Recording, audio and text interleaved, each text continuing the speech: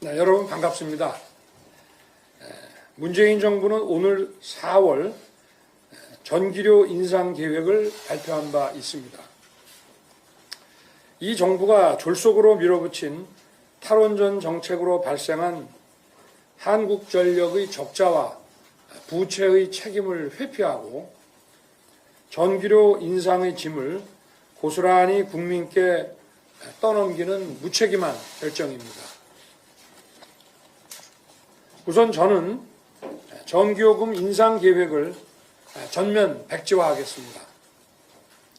그 중에서도 전기요금을 무리하게 인상하면 국민에게 큰 타격을 줍니다. 그 중에서도 중소기업과 소상공인이 고통을 받게 됩니다. 코로나 때문에 매출이 급감했는데 전기요금 부담까지 짊어지게 됩니다.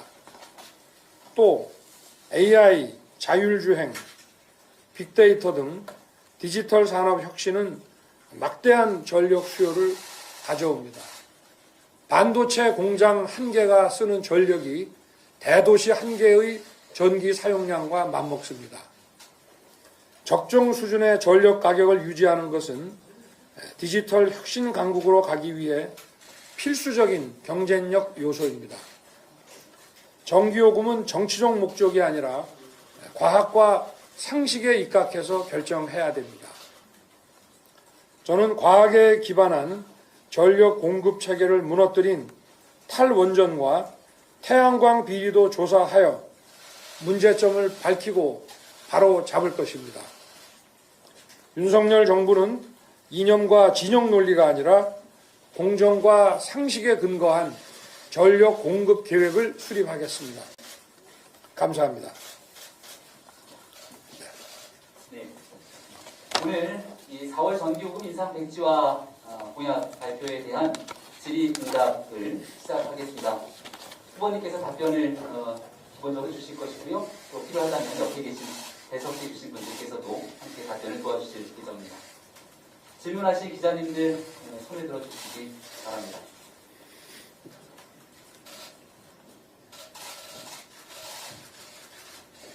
네, 말씀 주시죠.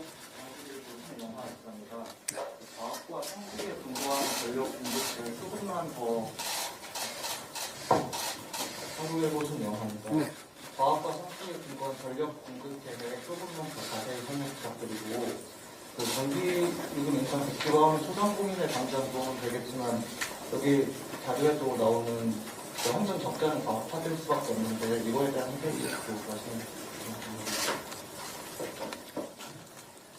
전력 공급을 원전, LNG, 석탄, 신재생 이 네 가지의 그 에너지원 믹스로 전력 공급을 하고 있는데요. 어떤 에너지 믹스가 가장 적합한지 그 비용과 효율을 다 따져봐 가지고 에너지 계획을 세워서 전력 공급을 해야 된다는 뜻이고요. 비과학적인 근거 또 월성원전 그 조기 폐쇄에서도 보듯이 경제성 평가를 조작해서 원전을 문을 닫는다든지 또 무슨 그 원전의 안전 관리를 강화하긴 해야 되겠지만 원전에 대해서 어떤 그 비과학적인 근거에 따라서 원전은 무조건 탈원전을 해야 된다는 그런 사고방식에서 우리 산업에 치명적인 영향을 주는 전기 공급 계획을 무단으로 변경해서는 이제 안 된다는 뜻입니다. 그리고 한전은 물론 한전이 탈원전과 또 에너지원의 그 원자재 가격, 국제 가격 등이 변동을 함에 따라서 적자폭이 생길 수가 있는 문제인데 그러면은 이 문제를 지속적으로 산업에 충격을 주지 않는 그런 범위 내에서 가격 조정을 해 나가야 되는데 가만히 놔뒀다가 적자폭을 키워가지고 대선 직후에 갑자기 올리겠다고 하는 것은 이거는 어떻게 보면 그 과학과 그 상식에 기반한 그 전력 공급과 가격 그 조정이 아니고 그야말로 이념과 진영과 정치 논리에 따른 것이기 때문에 이렇게 해서는 안 된다 하는 말씀입니다. 네. 추가 질문 있으십니까? 예, 손님, 지금의 전기료 인상이 물론 탈원전 정책에 영향도 있겠지만 최근에 이제 뭐 천연가스라든지 원유라든지 그 원자재 가격 상승 그 틈에 따른 그 전기료 원가의 상승 부분도 있습니다. 그래서 한전 같은 경우는 뭐 작년에 전기료 연동제 그 적용이 되고 있는데요. 그러면 지금 원가 인상분을 반영하는 것도 일단은 지금 보류를 해야 된다는 입장이신 건가요? 그렇습니다. 그러니까 에너지 공급원이 되는 그 원자재 가격의 그 국제적인 가격 변동을 당연히 반영 안 할 수는 없는 문제인데 그 가격 반영도 과학적 근거에 따라 이 산업에 어떤 영향을 주는지를 평가를 해서 그 가격 조정을 해야 되는데 이렇게 갑자기 대선 끝난 직후에 전격적으로 올리겠다고 하는 것은 독점 체제인 한전의 그 전력 공급에 대해서 그 가격 결정을 하는 차원에서는 국가 정책이 많이 반영이 돼야 되기 때문에 그거는 온당하지 못하고 그리고 한전의 그 적자 폭이 갑자기 늘 때는 본격적인 탈원전 정책이 추진된 2018년에서 19년으로 넘어가던 해입니다. 그래서 국제 그 에너지원의 그 원자재 가격뿐만이 아니고 이 탈원전 정책이 영향을 많이 미쳤다고 보고 있습니다. 그리고 전반적으로 원전과 화석 원료 등에 대한 그 에너지 믹스를 어떤 방식으로 조합하느냐에 따라서 전체적인 전력 공급 원가가 결정이 되는 것이기 때문에 일단은 합리적인 에너지 믹스 정책이 먼저 결정이 되고 거기에 따라서 가격 조정이 있는 것이 맞다고 봅니다. 네. 추가 질문 있으십니까? 네, 후보님, 다름이 아니라 전기요금에는 우리나라가 일본의 경우보다 산업용 전기요금이 거의 절반에 가까울 정도로 굉장히 싼 것으로 알고 있습니다. 이 때문에 공유지의 비교 또는 뭐 과소비가 일어나고 있는 것 같은데 이에 대해서는 말씀해 주실 거 없으신지 좀 여쭙고 싶습니다. 우리나라가 그 산업용 전기요금이 좀 싸기 때문에 그 덕을 입어서 또 산업이 발전해온 부분이 많이 있습니다.